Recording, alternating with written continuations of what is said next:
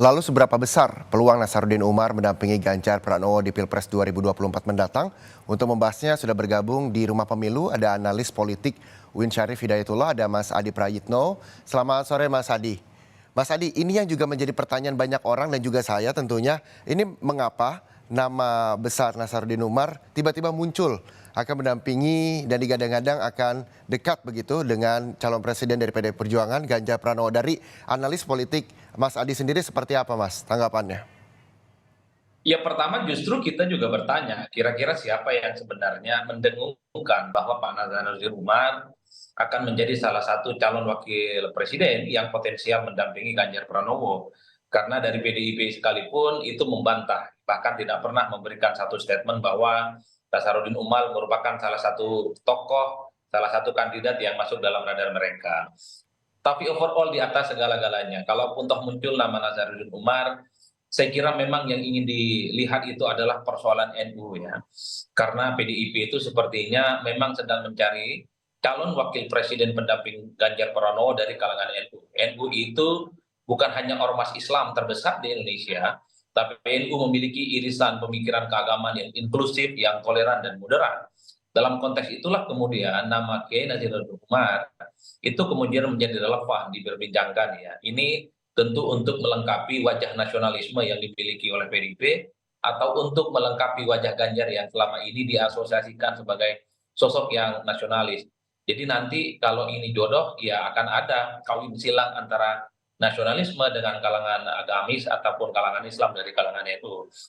Tapi bagi saya ini adalah salah satu fatsun politik yang memang selalu dicari oleh setiap calon presiden yang ingin maju ya, irisan Islam nasionalis, kemudian Jawa non Jawa dan seterusnya itu dianggap menjadi variabel penting yang selalu saling melengkapi.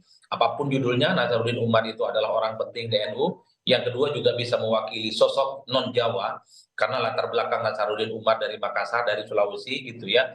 Dua hal yang menurut saya menjadi kelebihan dan keuntungan bagi PDIP ataupun bagi Ganjar andai Nasaruddin Umar masuk dalam nominator mereka untuk bisa mendampingi Ganjar. Tapi kalau kita mau jujur sampai hari ini, Nasaruddin Umar itu popularitasnya tidak ada, elektabilitasnya tidak ada, bahkan tidak pernah muncul dalam survei. Ini tentu menjadi lampu kuning bagi PDIP, bagi Ganjar Pranowo. Jika tertarik untuk berdampingan dengan Nasaruddin Umar, bukan perkara mudah.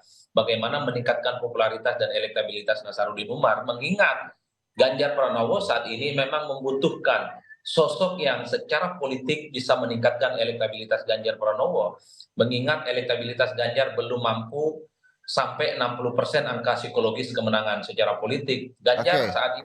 Nah, Ganjar saat ini hanya di kisaran 35%. Itu artinya posisi cawapres menjadi kunci.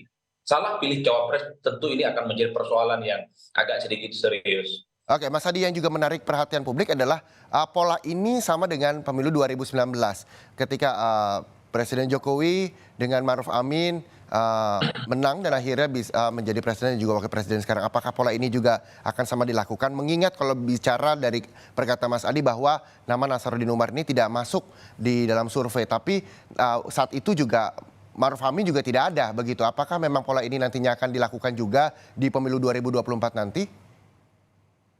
Ya, yang saya anggap pola sama itu adalah karena PDIP kemudian mencari sosok dari kalangan NU yang sama-sama tidak populer.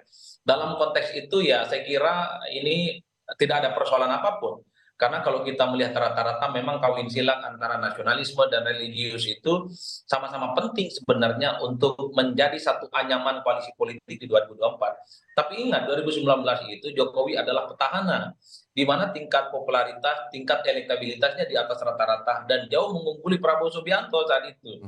Jadi sekalipun Kiai Maruf Amin tidak terlampau kuat secara elektabilitas, tapi bisa diamankan oleh Jokowi yang sebagai petahana dengan elektabilitas cukup signifikan saat itu. Agak berbeda dengan Ganjar Pranowo. Saat ini elektabilitas Ganjar itu baru 35%. Belum sampai 60% angka psikologis keamanan secara politik. Karenanya kalaupun toh ingin ngambil dari kalangan NU, tapi tidak sembarangan kalangan NU, tapi kalangan NU yang memiliki basis kuat, elektabilitas yang mumpuni, dan daya adaptasi yang cukup kuat. Nah, Nasaruddin Umar sampai saat ini belum kelihatan hilal politiknya. Kalau Nasaruddin Umar saat ini diumumkan atau dipilih sebagai kandidat wakilnya Ganjar Pranowo, saya kira harus kerja keras. Karena waktu yang tersisa kurang lebih sekitar 9 bulan menuju jalan panjang 2024. Jadi beda Ya. 2019, beda 2024 yang akan datang. 2019 ada Jokowi yang sebagai petahana, Kiai Ma'ruf Amin itu dipilih sebenarnya untuk membendung narasi-narasi politik yang Jadi berbasis secara tidak identitas. langsung tidak bisa dibandingkan ketika sosok petahana dan juga kandidat baru begitu untuk maju sebagai calon presiden 2024. Nah, tapi yang juga menjadi hal menarik ketika pertemuan antara Ganjar Pranowo dan juga Nasaruddin Umar di Manado ini, di waktu yang sama saat itu juga Prabowo Subianto ke Istiqlal, namun tidak bertemu dengan Nasaruddin Umar. Nah, Anda melihatnya seperti apa? Tanggapan apa dari analis politik yang bisa Anda sampaikan begitu di Rumah Pemilu terkait dengan momen-momen yang pas ketika calon presiden 2024 ingin bertemu atau bersilaturahmi dengan sejumlah tokoh NU utamanya? Ya, secara prinsip sebenarnya NU itu pastinya menjadi lokomotif. NU itu dianggap magnet politik elektoral yang cukup menggiurkan. Jadi wajar kalau kemudian belakangan Prabowo Subianto juga rajin ketemu dengan ulama, dengan kiai, dan kemudian sering datang ke Jawa Timur. Ini sebenarnya untuk menutup celah elektabilitas yang selama ini memang selalu menjadi kelemahan Prabowo Subianto, Jawa Timur, dan kalangan NU. Karenanya tidak mengherankan kalau kemudian belakangan Prabowo Subianto juga sangat terlihat ingin mengasosiasikan diri dekat dengan kalangan ulama, terutama ulama kalangan tradisional dari kalangan NU. Jadi kalaupun toh ada fenomena di mana Ganjar bersama Nasaruddin Umar di Gorontalo, pada saat yang bersamaan misalnya Prabowo Subianto ingin datang ke Istiqlal, ini kan semacam kode politik bahwa Prabowo Subianto pun bisa melakukan penetrasi dekat dengan kelompok-kelompok kalangan NU dan kalangan apa namanya Nahdliyin yang memang cukup signifikan suaranya.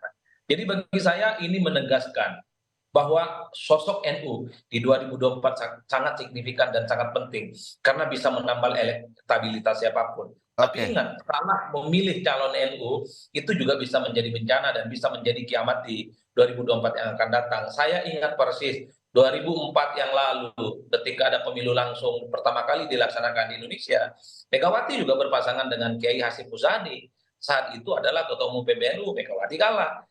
Kemudian kita tahu juga Gus Solah, adiknya Gus Dur berpasangan dengan Wiranto 2004 juga kalah. Itu mhm. artinya apa? Sekalipun butuh figur NU, tapi figur NU yang memiliki popularitas, elektabilitas, dan daya ungkit elektabilitas bagi capres Oke, yang akan maju. Terutama bagi Ganjar Pranowo. baik. NU penting, tapi pertanyaannya apakah Nasaruddin Umar jawabannya? Toh tokoh NU yang lain masih banyak, ada Hovifah dan Mahfud MD yang Tidak saya ada kira yang juga pernah rasional tahu untuk karena dunia politik ini bisa berubah-berubah di detik-detik terakhir begitu Mas Edi Praetno ya. Jadi kita tunggu saja kira-kira siapakah nanti yang akan mendampingi Ganjar Pranowo, Prabowo Subianto maupun Anies Baswedan. Terima kasih sekali lagi buat Mas Edi Praetno, analis politik UIN Syarif Hidayatullah.